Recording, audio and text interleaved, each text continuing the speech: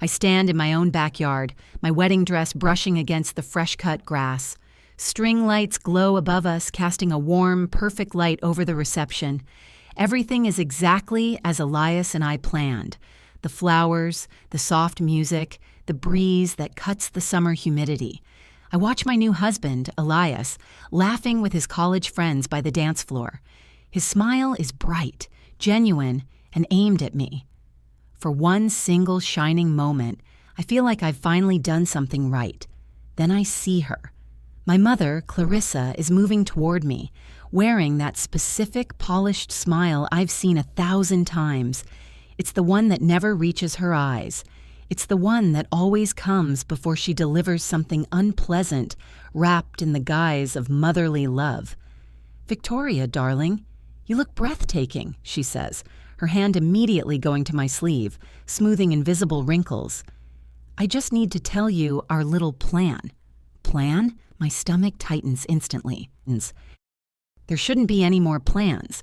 The only plan was to marry Elias, dance, and eat cake. "It's just a small adjustment. We've decided to give the car to Trinity. If you're watching this video, tell me where you're from or what time it is for you." My brain stutters. Clarissa says it so casually as if she's commenting on the catering or the beautiful weather. What car?"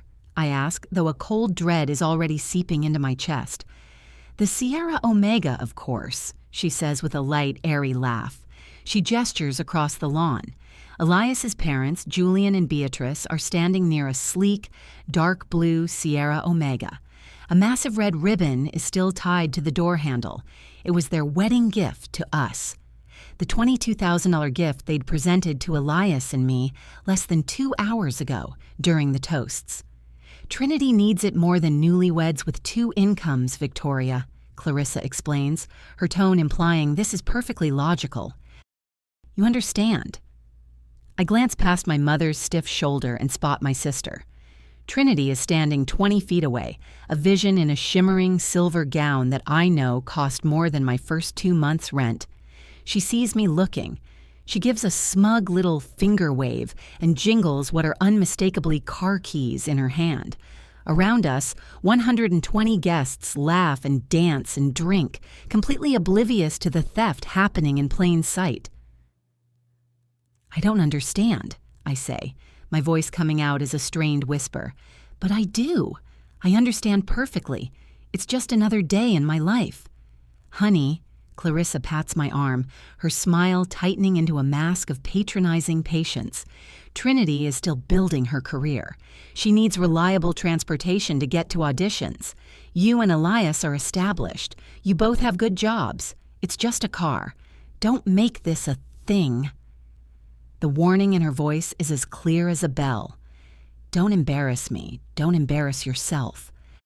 Be the good daughter. Across the reception, my new husband notices my expression shift. The laughter drops from Elias's face. He excuses himself from his friends and starts moving toward me, his brow furrowed with a concern that melts and sharpens my heart all at once. My stomach constricts.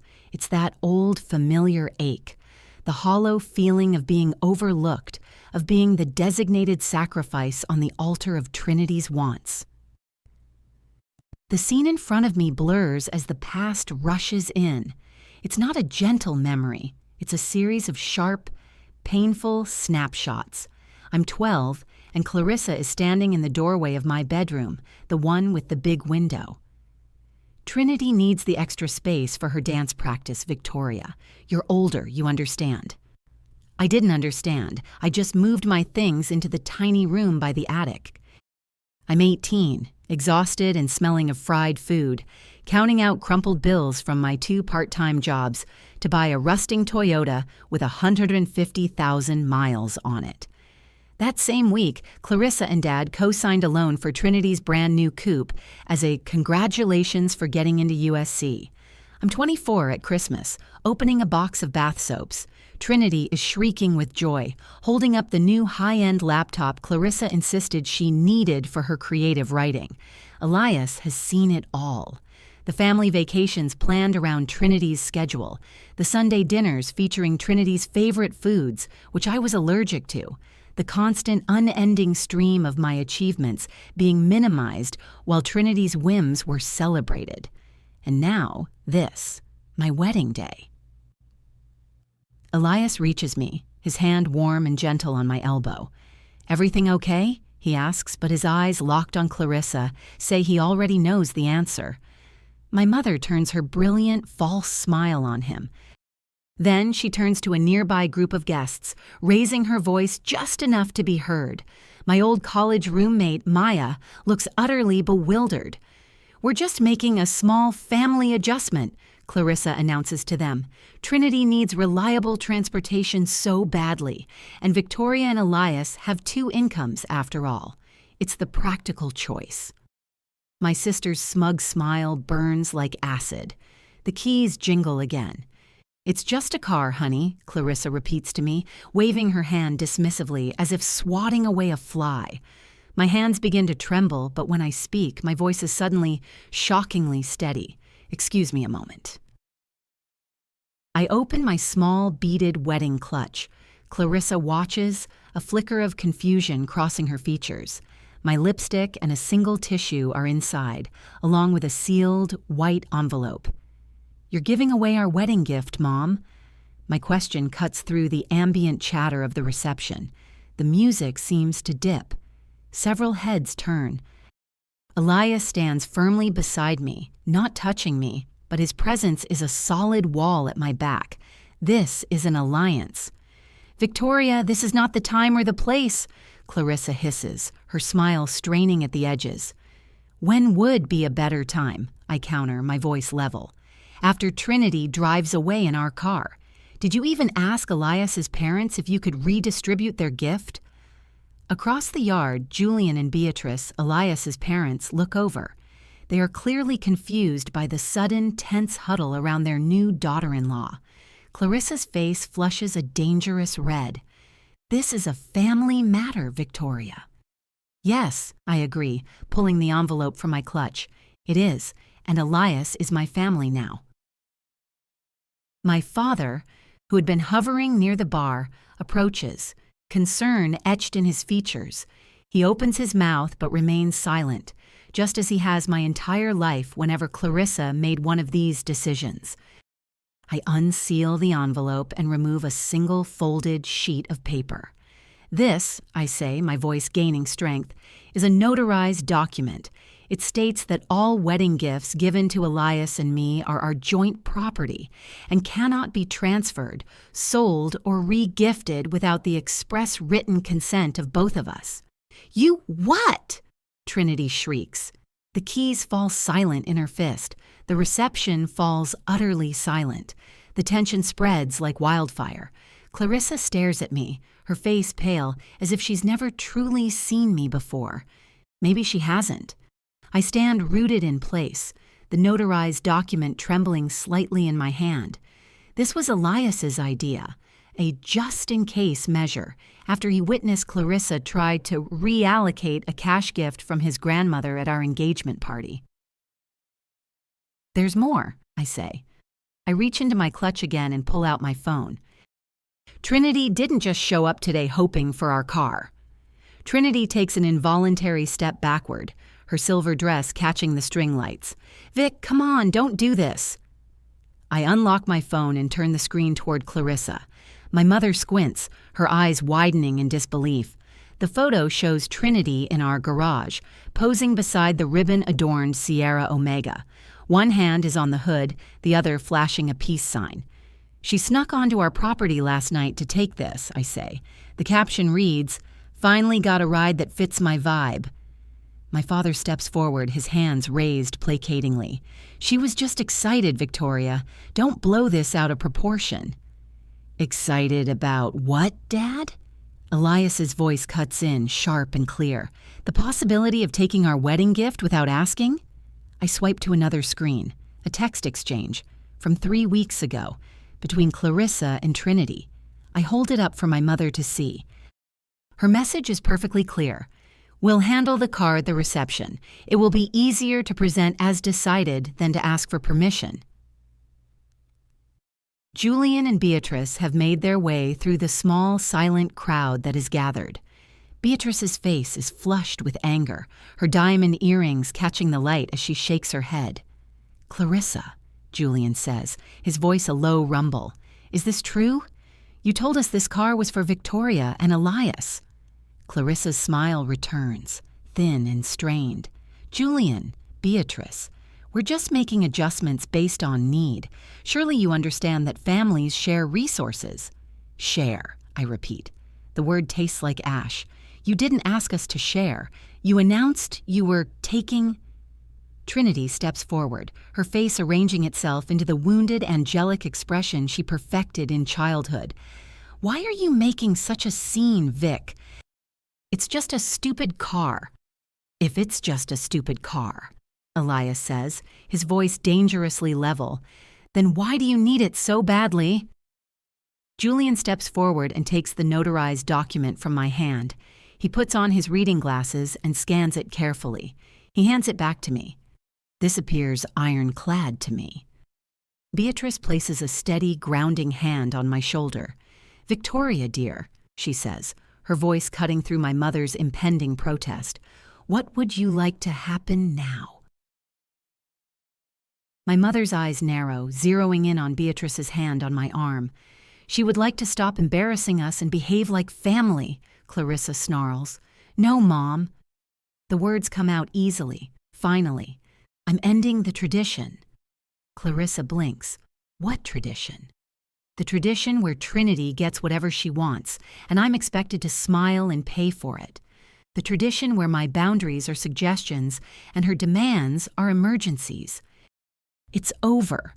You're causing a scene over nothing," Clarissa hisses, leaning in close. Her perfume, the same cloying scent from my childhood, makes me want to gag. "Think of the family shame." "Family shame," I repeat.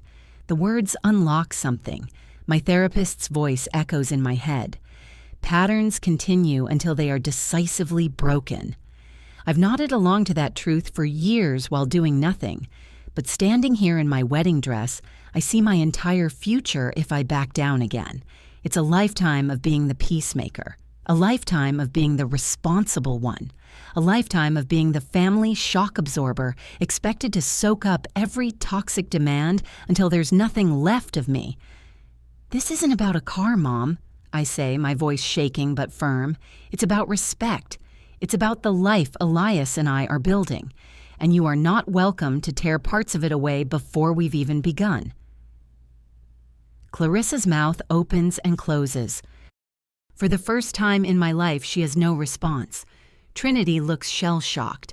My father just looks at the ground. Elias's arm encircles my waist. He turns toward the band, who are still waiting in suspended animation. "Play something," he calls out. "Play our song." The saxophone player nods, and a gentle, familiar melody fills the agonizing silence. Elias doesn't look back at my family. He takes my hand and guides me away from them, toward the center of the dance floor. "You okay?" he whispers, pulling me close. "I'm not," I whisper back, sinking against him. "But I will be." He kisses my forehead. That car is going to look amazing in our driveway. The smile that breaks across his face is worth every second of the confrontation. Behind us, I hear Trinity's voice rising again, sharp and whining. "Mom, are you just going to let her?" But her voice sounds different now, distant, less powerful. Clarissa's hushed tones no longer carry the authority of commandments. They're just angry noises, fading into the background of my party. As Elias and I move slowly across the floor, our guests gradually return to their conversations, giving us space. The moment has passed, but something fundamental has shifted. I catch Beatrice's eye across the reception. She raises her champagne glass in a silent, firm toast. Julian stands beside her, nodding once. I take a deep breath, stand taller in Elias's arms, and for the first time, I feel married. 2 days later, I woke up in our hotel room to the aggressive, ping of my phone. Not a gentle good morning, but a barrage of notifications. My stomach tightens as I unlock the screen. Trinity's Facebook post glares up at me. It's a photo of her looking wistful, captioned, "Sometimes you learn the hard way that some people love things more than family, praying for those who measure love in dollars instead of memories." The comments pour in beneath it, dozens of them. Distant relatives, family, friends, and of course, my mother. Clarissa's comment is at the very top. Family should always come first. Praying for my children to remember where they came from. A broken heart for a mother. Elias stirs beside me, awakened by the light of my phone. "What is it?" I turn the screen toward him. His jaw tightens as he reads. "They're trying to rewrite history," he says, his voice flat. "It gets worse," I say, scrolling through more notifications. A family group text has erupted. My phone is a hive of incoming attacks, all disguised as concern. Aunt Diana. "Victoria, darling, we're all so worried about you. This isn't like you. Please call your mother. She's beside herself." Uncle Roland. "Victoria, a wedding memory should be treasured, not ruined with petty arguments over material things. Your mother is devastated. You need to be the bigger person and apologize." Cousin Brad. "Heard you caused a huge scene at your own wedding. Not cool. Trinity is heartbroken." Elias takes the phone from my hand and sets it face down on the nightstand. "Let them talk. We know what happened. They're just her flying monkeys." My phone buzzes again. It's a text from Maya. She's not concerned. She's furious, and she's sent a link. The title of the GoFundMe page makes my blood boil. "Betrayed and stranded. Help me get wheels." The description, written by Trinity, is a masterpiece of fiction. On what should have been a happy day for our family, my sister and her new husband decided they needed a second car more than I needed my first. They stole the car my parents had arranged for me, leaving me without transportation for my job and auditions. Please help me overcome this family betrayal and get back on my feet. Every dollar helps. "She's raised almost $400 already," I whisper, my voice hollow. People are donating to this lie. Elias's sharp laugh surprises me. Of course they are. People are paying to be part of the drama. Look at this. He points to a comment from a stranger. $20. Your sister sounds like a monster. Stay strong. This is insane, I say, sinking back against the pillows. They're turning me into the villain in public. My phone rings. The caller ID reads, Laura Photography. It's our wedding photographer. "Laura, hi, is everything okay?" "Victoria, hi, look, I wanted to give you a heads up," Laura says, her voice professional but tense. "Your mother, Clarissa, called my studio this morning. She asked me to use my professional discretion and delete any photos from the reception that showed, in her words, the unfortunate disagreement by the gift table. She said it ruined the memory of the day, and she didn't want those images included." My hand tightens around the phone. "She tried to have you delete the evidence." Basically, I told her that my contract is with you and Elias, and all photos belong to you. I would not be deleting anything without your written request. She was not happy at all. "I'm sending everything to your secure cloud folder right now, including all the raw video files from my assistant's camera. You should have it all by noon." Thank you, Laura. Thank you so much. After I hang up, Elias is already on his laptop. We need to document everything, right now. We spend the next hour screenshotting every social media post, every venomous comment, every text message from our concerned family. We save the GoFundMe page as a PDF. We download all of Laura's unedited photos and video files, which clearly show Clarissa's aggression and Trinity's smugness. "This isn't just about a car anymore," I say, the last vestiges of my honeymoon relaxation gone. "This is a coordinated attack. They're trying to destroy my reputation." Elias pauses, his hand on his mouse. I think we should change the locks, today, as soon as we get home. They wouldn't just walk into our house, would they? I ask. But even as the words leave my mouth, I know the answer. Clarissa and Trinity both had a spare key. Boundaries had never, ever existed in my family. Better safe than sorry, Elias says, already searching for 24-hour locksmiths in our area.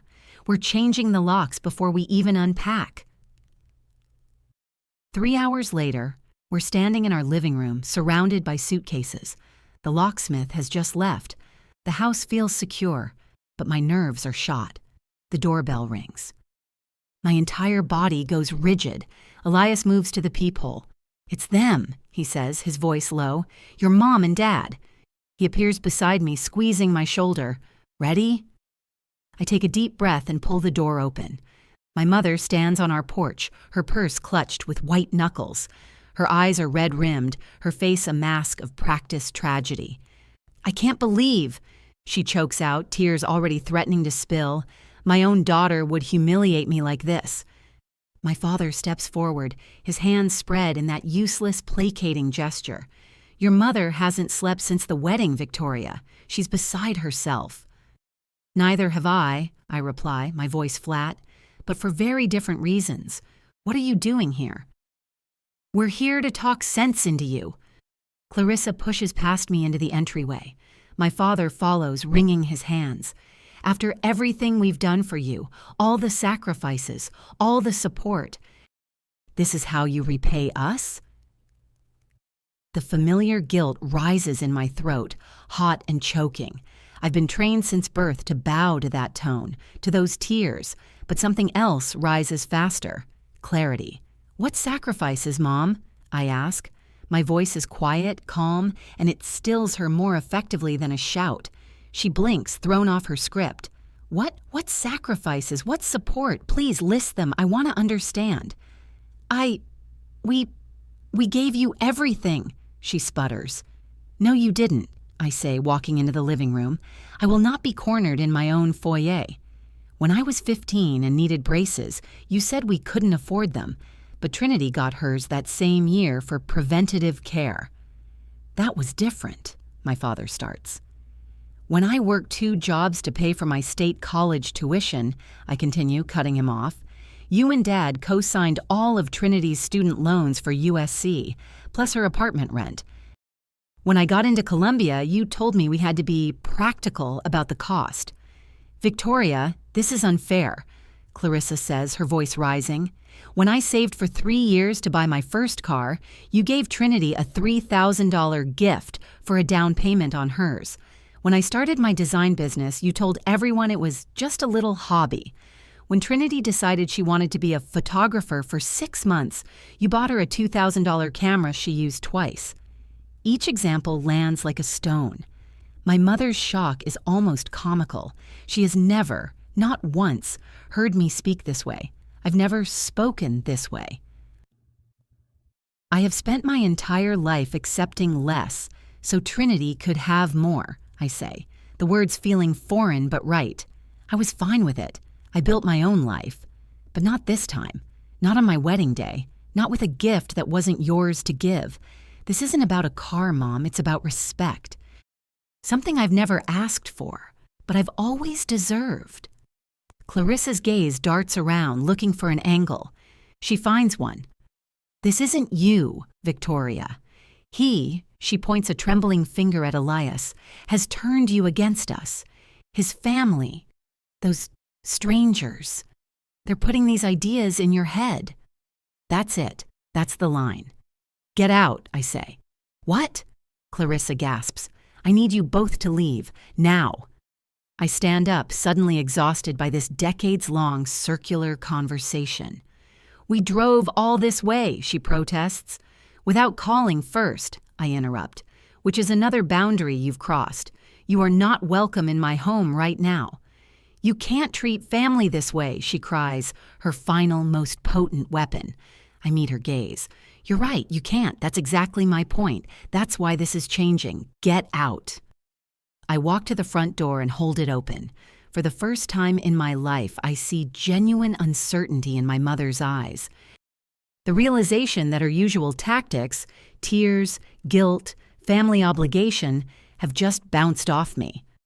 My father glances at Clarissa, then back at me. I catch a flicker of something in his expression. Not understanding. Not yet. But maybe respect. He touches Clarissa's arm. Come on, Clarissa, let's go. When the door closes behind them, the silence in the house is deafening. Elias wraps his arms around me from behind. You did it, he whispers into my hair. I did, I say, my legs shaking, and I think it's just the beginning. A week later, our living room is an explosion of hiking boots, maps, and suitcases. We're packing for a spontaneous road trip to the Blue Ridge Mountains. Ready for the great escape? Elias asks, zipping a duffel bag closed. It's not an escape, I correct him, though my smile is weak. It's a strategic repositioning, a honeymoon, part 2. The contested Sierra Omega sits in the driveway, cleaned and polished. It's become more than a car. It's a symbol of our united front, our first major marital victory. Did you install it? I ask, nodding toward the garage. GPS tracker is active, Elias confirms, and the new dash cam is recording 24/7. If anyone, and we know who anyone is, tries anything with the car while we're gone, we'll have high-definition evidence. It feels excessive, bordering on paranoid, but my family's behavior has forced our hand. I never imagined my first weeks of marriage would involve defending our property from my own mother and sister. While Elias loads the car, I sit at my laptop putting the final touches on an email. It's addressed to my parents, Trinity, and the entire extended family, Aunt Diana, Uncle Roland, everyone who texted and called.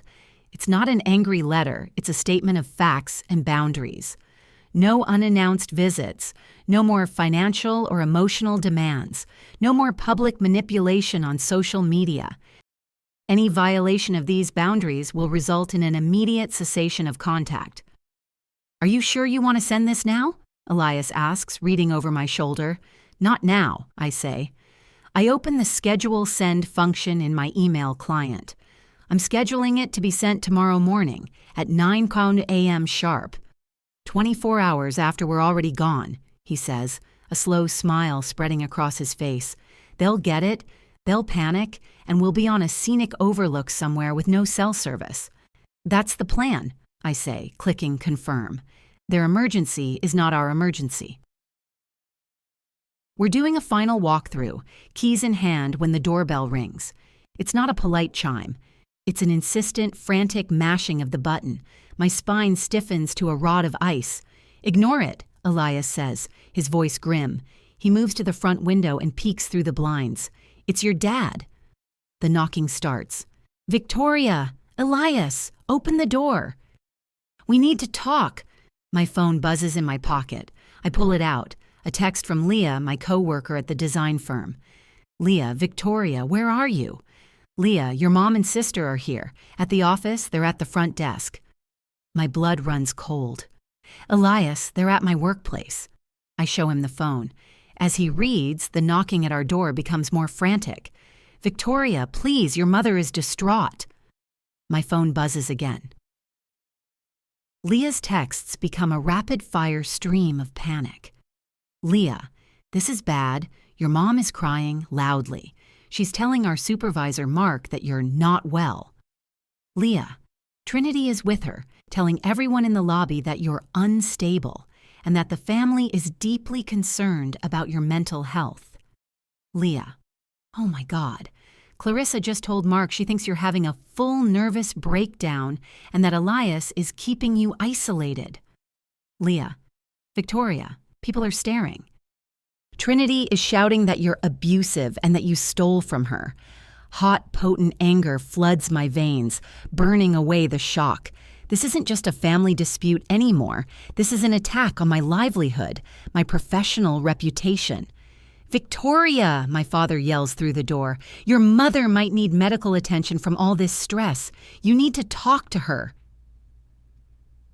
I'm shaking, but not from fear, from pure, unadulterated rage.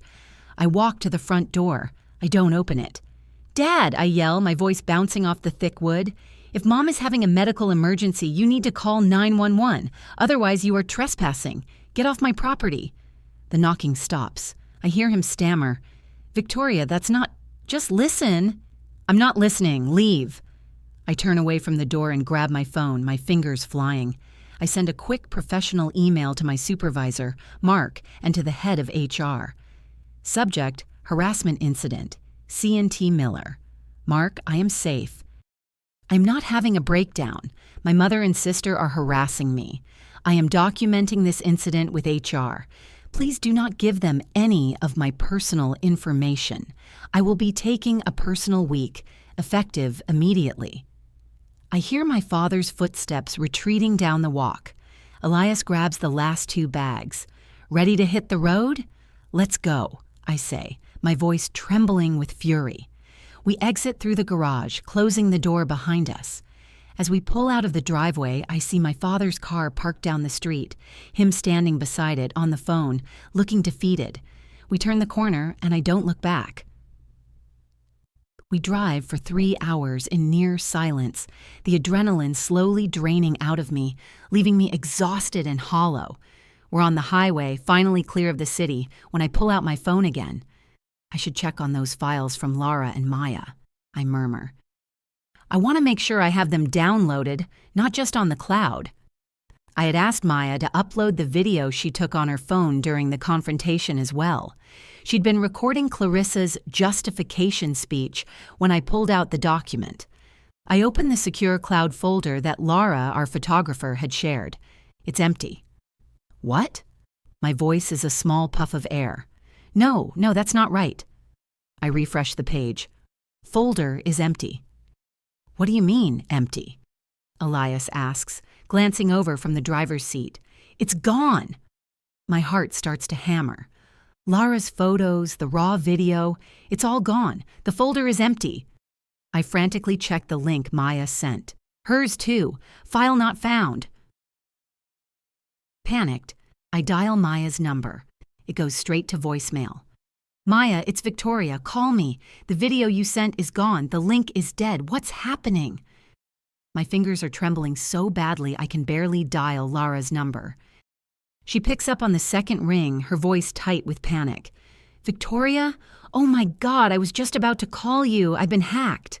"Hacked? What do you mean, hacked?" "My professional cloud account, my backup server, everything. Someone got in this morning and did a targeted wipe. The only files deleted? Your wedding." She sounds like she's about to cry. "The originals, the backups, the raw video. Victoria, it's all gone, permanently." My phone buzzes. A text from Maya.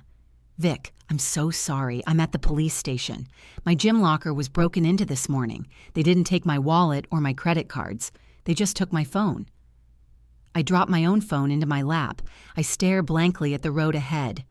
"Elias," I whisper, my throat closing. "They destroyed it. They destroyed all of it. Laura was hacked. Maya's phone was stolen. They're good." "Clarissa and Trinity," he says, his knuckles white on the steering wheel. "They knew we had proof. So they erased it." The full, horrifying weight of it crashes down on me. We have no proof. All the photos and video of the wedding confrontation are gone. It's my word against theirs. And they've already spent the last week painting me as unhinged, unstable, and abusive. I'm the crazy daughter having a nervous breakdown. I'm the one who stole a car from my heartbroken sister, and now I have absolutely nothing to prove otherwise. They can and will destroy me. I start to hyperventilate. "Elias, what do we do? What do we do? They won." "No." His voice is sharp. "No, they didn't. They're smart, but they're messy.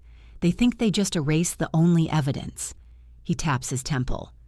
"They forgot about this morning." I look at him, my mind blank with panic. "This morning?" "The workplace," he says, his eyes glinting. "They got arrogant.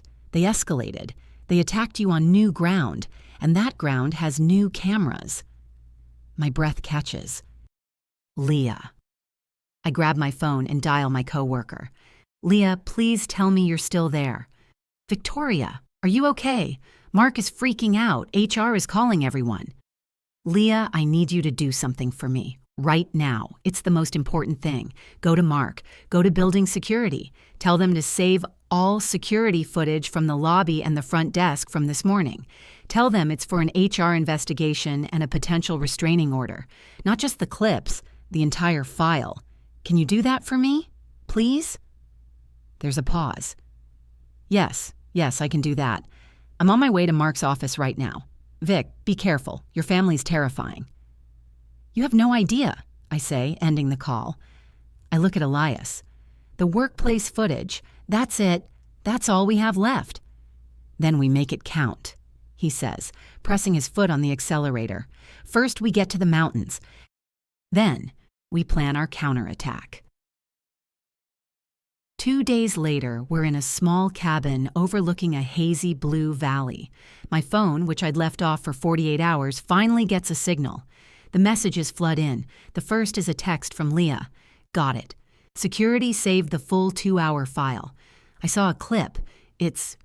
Wow. It's crystal clear. Trinity knocking over a giant potted plant in the lobby. Your mom grabbing Mark's arm. It's all there. HR has a copy. A wave of relief so strong it makes me dizzy washes over me. She got it, Elias. Leah got the footage. The next is a missed call and a voicemail from Julian, Elias's father. Victoria, Elias, just wanted you to know we're thinking of you. We received a very distressed call from Clarissa yesterday. She was going on about you two being missing and unwell. When she started making accusations against Elias, I told her to never, ever contact our family again. We stand with you. Call if you need anything. Anything at all. I play the message for Elias. He smiles, a real smile. My parents don't mess around. Then I see the email, the one I scheduled. It's sent perfectly, 24 hours after we left. The boundary letter has officially detonated. My inbox is a war zone of replies. Aunt Diana, this is a cold and cruel letter, Victoria. Uncle Roland, this is not how family behaves. You are breaking your mother's heart. But they're mixed with other, more confused replies. What is this about? What's happening? They're spinning, I say to Elias, showing him the chain. The ones who just heard Clarissa's side are confused. The boundary letter was the first time they heard mine. Now. I open my laptop and go to the GoFundMe page. It's now up to $750. Trinity posted an update. My sister has run away and is refusing to speak to us. My family is so worried. Thank you for your support during this abusive time. Time to shut this down, I say. I open a fraud report with GoFundMe.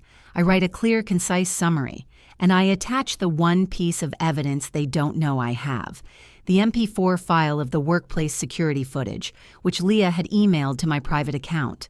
To Fraud Department. The creator of this fund, Trinity Miller, claims she is stranded and unable to work. This footage taken yesterday shows her and my mother, Clarissa, harassing me at my place of employment. Her actions at my firm got back to her own employer. She is not stranded. She is facing consequences. This fund is fraudulent. I click Submit. We spend the day hiking, trying to breathe in the mountain air and exhale the poison of the last 2 weeks. When we get back to the cabin, there's a new email in my inbox. The sender is anonymous, the email address a jumble of letters and numbers. The subject line is, "Stay strong." My first instinct is to delete it, assuming it's more harassment. But I open it. The message is short. I've seen this pattern for years. You're not crazy. Your mother did the same exact thing to her own sister, your Aunt Alara, in the 90s. Smeared her name, turned the family against her, all over your grandmother's inheritance. Alara was painted as unstable, too. She moved to Australia and never looked back. Some of us recognize what Clarissa is doing. Stay strong. I stare at the screen. Elias, read this.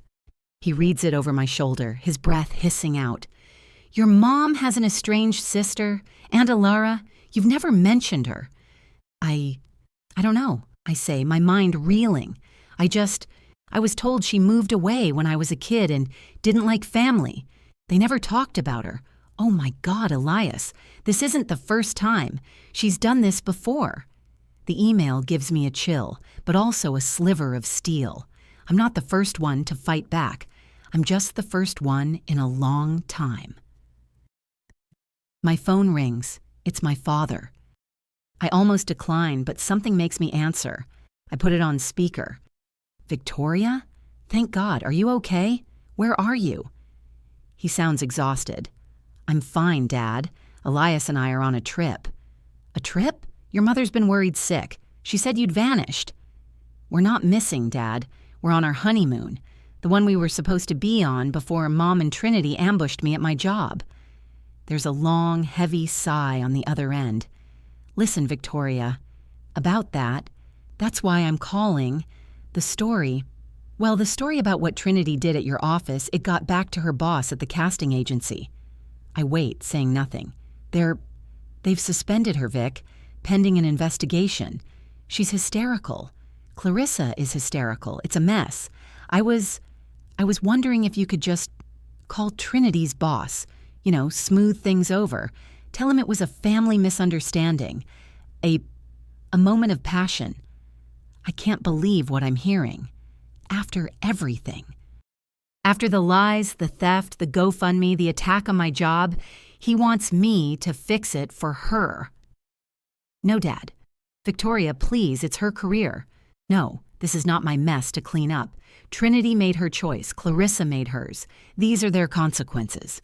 Not mine. Do not ask me again. I hang up before he can respond. I'm shaking, but I'm also strangely calm. The old guilt is gone, replaced by a cold, hard certainty. The next 2 days are a flurry of desperate, escalating tactics from my family. My father's failure to get me to fix Trinity's problem seems to have sent them into a new spiral. First, the family emergency summons. My father texts me and Elias. Family emergency gathering, this Saturday, at our house. You both need to come home immediately so we can resolve this. I delete it. Then the tearful voicemails from Clarissa, each one more manipulative than the last. Victoria, I don't know what I did to deserve this. I am your mother. How can you abandon me like this? I delete them all. Then, on Friday, the day before the emergency meeting, I get a text from an unknown number. The family emergency gathering your father is calling for tomorrow is an ambush. It's not a resolution. They are planning an intervention. They have a family therapist friend of your mother's coming. The goal is to question your mental stability and pressure you to admit you have a problem and apologize for the pain you've caused. Do not go. It is a trap. You are, hon, I stare at the initials. You are. Uncle Roland, I whisper. Elias looks up. Uncle Roland, the one who told you to apologize? He must have been the anonymous emailer, I say, pulling up the old text. This is not how family behaves. You are breaking your mother's heart. That was his public text. But privately, he's warning me. He was just one of the flying monkeys. But he's the first one to break rank.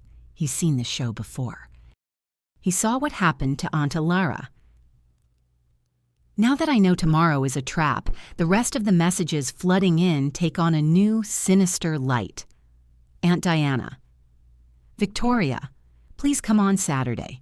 We can fix this. Your family loves you and just wants to help. Translation. We want to ambush you. Cousin Brad. Dude, just show up. Be the bigger person. This whole thing is stupid. Just say sorry so we can all move on. Translation. Fall on your sword so I don't have to listen to Clarissa complain. Uncle Roland's warning was the key. They aren't trying to reconcile. They are trying to win. They are preparing for a public execution of my credibility. They are trying to gaslight me into a mental hospital, I say to Elias, my voice hollow. They can't, he says, his jaw set, because we're not going, and we're about to launch our counter-offensive. Just as he says that, my email pings. It's from a law firm I don't recognize. I open it. It's a formal letter, a notice of intent. It's from a lawyer, retained by my mother, Clarissa Miller. Elias. They got a lawyer. I scan the page, my blood turning to ice. It threatens to formally contest my portion of my grandmother's inheritance, which is held in a trust. The letter cites my clear and documented mental instability, my erratic and destructive behavior, and the undue influence of my new husband, Elias Thorne. It states that they will be filing a motion to have me declared medically unfit to manage my own affairs. Simultaneously, my phone lights up with a new post from Trinity. When someone's personality changes completely, it's usually a cry for help. Sometimes a family intervention is the only answer. Praying for my sister's health. Clarissa follows with her own. It's the hardest thing a mother can do, to seek help for a child who doesn't see they need it. We are doing this out of love. We will not give up on you, Victoria. This is it. This is the end game. They're making a legal and public play to have me declared incompetent. The coordinated multi-front attack finally works. The floor drops out from under me. Oh my God, I whisper, sinking onto the cabin sofa. A lawyer, they're really doing it. They're trying to have me declared insane, inheritance, undue influence. I look at Elias, my eyes filling with tears. What if they're right? What if I am crazy? What if I've ruined everything? I destroyed my family. My job is a mess, and now they're going to take my grandmother's money, all over a stupid car. The sobs come, huge and racking. All the tension, all the rage, all the fear of the last 2 weeks collapses into one terrifying moment of doubt. Am I the villain? Elias is in front of me in an instant, gripping my shoulders. His eyes are fierce. Victoria, look at me. This is what they do. This is the point. They push and push and push until you break, and then they point at you and say, "See? She's broken. You are not crazy. You are being abused." He pulls me to my feet. This was never about the car. It was about control. They lost it, and now they are scorching the earth, and we are not going to let them. He gestures to my laptop. We have the workplace footage. We have the GoFundMe screenshots.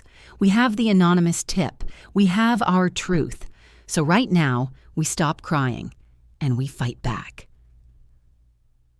His words slice through the panic. He's right.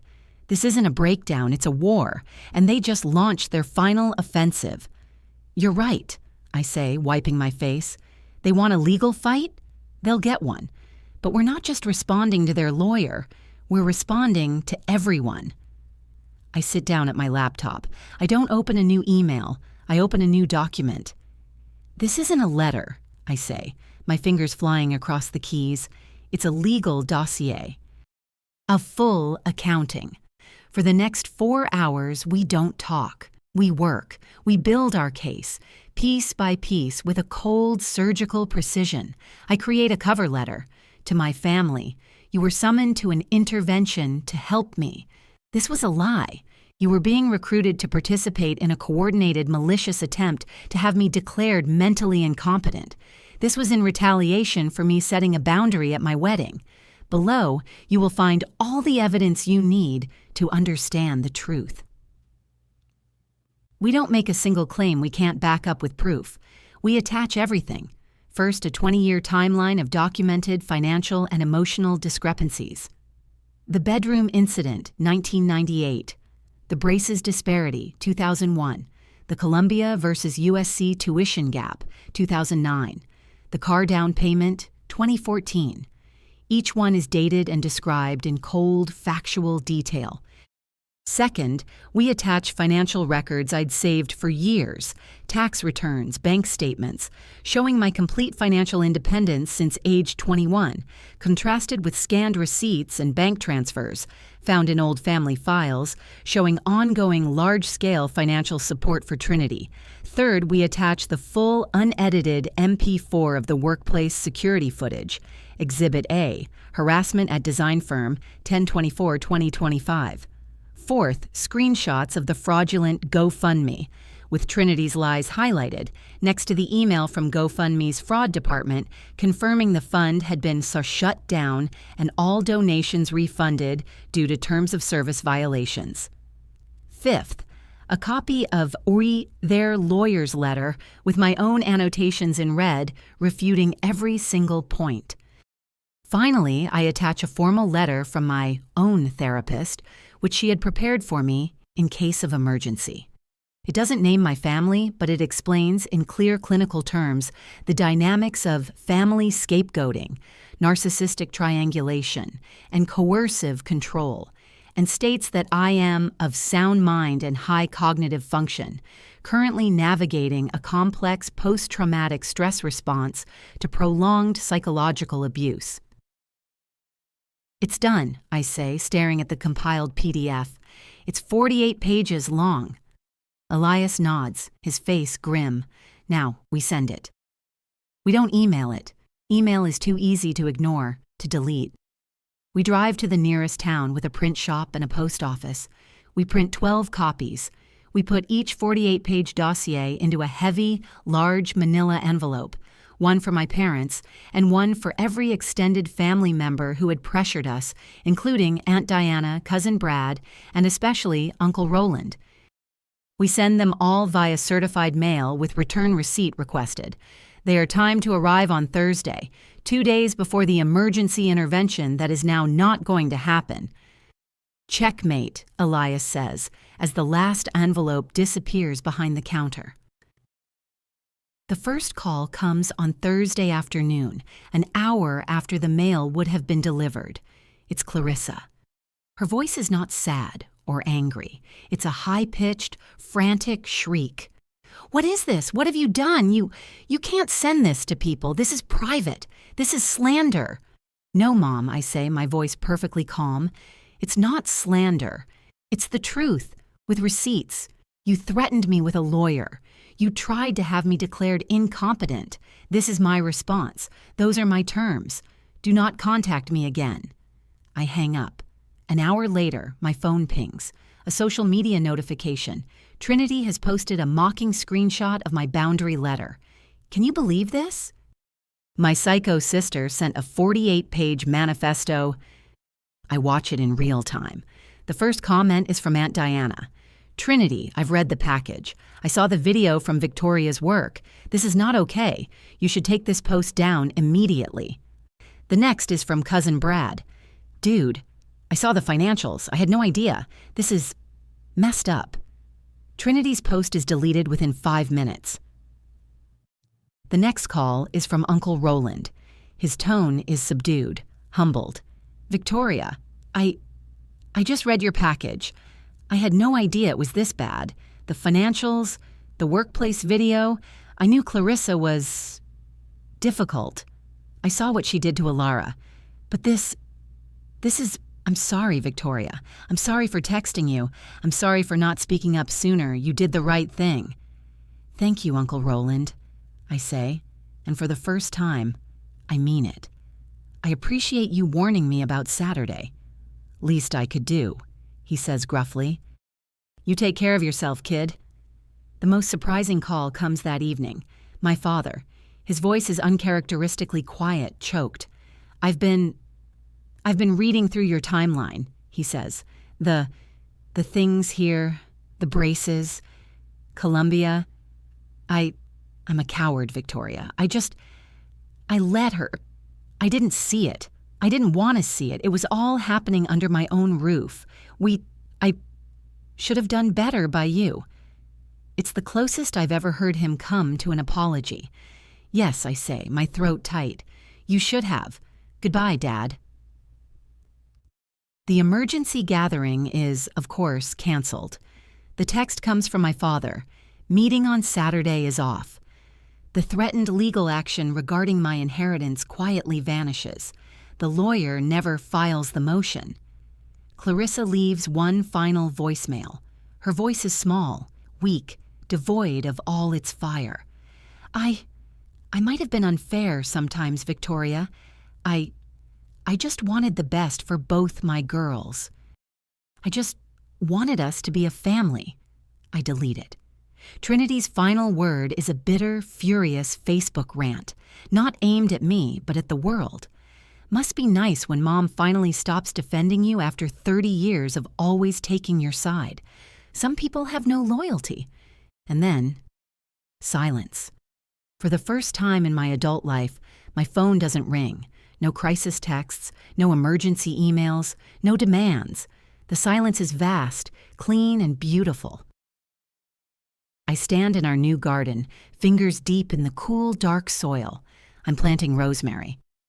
6 months have passed since the wedding. 6 months since the dossier. Elias and I are in a small cottage outside Portland, Oregon. The air is clean and the mountains are always in view. My graphic design business, which I relaunched here, is thriving. I have more clients than I can handle. Our rescue dog, a scruffy terrier mix we named Pip, lounges in a patch of sunlight on the porch. The security system we installed when we first moved in is rarely activated anymore. "Coffee's ready," Elias calls from the kitchen window. I brush the dirt from my hands and breathe deeply. Our home smells of coffee, damp earth, and peace, not the cloying perfume of anxiety and obligation I grew up with. The mail arrives as I'm washing my hands. Elias brings it in, sorting through bills and magazines before pausing at a pale blue envelope. "It's from your mother," he says, his voice neutral. My chest tightens, a reflexive old muscle response. But the feeling passes as quickly as it came. Let me see. Inside is a card with watercolor flowers on the front. Clarissa's looping, perfect handwriting fills the interior. "We miss you. Family should forgive." I read it once. I feel nothing. No rage, no sadness, not even pity. Just nothing. It's a message from a stranger. I tear the card neatly in half and drop the pieces into the recycling bin. "You okay?" Elias asks, watching me. "Better than okay," I answer truthfully. The woman who spent 30 years being the responsible daughter, the family peacemaker, the fixer, she's gone. In her place is someone who recognizes her own worth. That evening, we celebrate what we jokingly call our boundary-versary, with takeout from our favorite Thai place. We invite our new friends, Javier and Marcus, a couple from down the street. "To peace," Elias says, raising his beer. "To peace," I echo, clinking my glass against his. Our friendships here are refreshingly uncomplicated, built on mutual respect and shared interests, not on a tangled history of obligation. Without the constant drain of my family's drama, my energy is poured into my career and my marriage. Both are flourishing. The occasional pang of loss still comes, a birthday, a holiday. But it's a dull ache, not a sharp pain. It no longer controls me. A few nights a week after Elias has gone to bed, I log into an online support group, anonymously. It's for adult children of narcissistic families, people just beginning to break their own generational patterns. I read their stories, so painfully similar to my own. My sister stole my savings, and my parents told me to get over it. My mother is threatening to cut me off if I don't quit my job and move closer to home. I share my experience, not with bitterness, but with clarity. I talk about the power of documentation. I talk about flying monkeys and extinction bursts. I talk about the guilt and the doubt and the eventual quiet freedom. It feels like purpose, like all that pain is being composted into something that can actually help someone else grow. On Saturday, Elias tosses me the keys to the Sierra Omega. "Where to?" I slip behind the wheel, the seat comfortable and familiar. The car, once the symbol of my family's suffocating control, now just feels like ours. It represents freedom. It represents the day we chose ourselves. We drive along the coast, windows down, the sharp salt air filling my lungs. Pip's head is out the back window, ears flapping in the wind. I used to think home was the place I grew up. I tell Elias, as we watch the waves crash against the rocks. I spent 30 years trying to earn my way back to a place that never truly wanted me. He takes my hand, lacing his fingers through mine. Family isn't who you're born to, I whisper, looking at the vast open horizon. It's who stands beside you when the truth comes out. It's who helps you print the 48-page dossier. He laughs, and I lean my head against his shoulder, the setting sun turning the sky to fire. The road stretches ahead, endless with possibility, and for the first time in my life, I'm the one steering. If this story resonated with you, leave a like and consider subscribing. You can also drop any comment below, even just one word. Maybe tell me where you're watching from, or what time it is right now. Sometimes one word is enough to say you were here.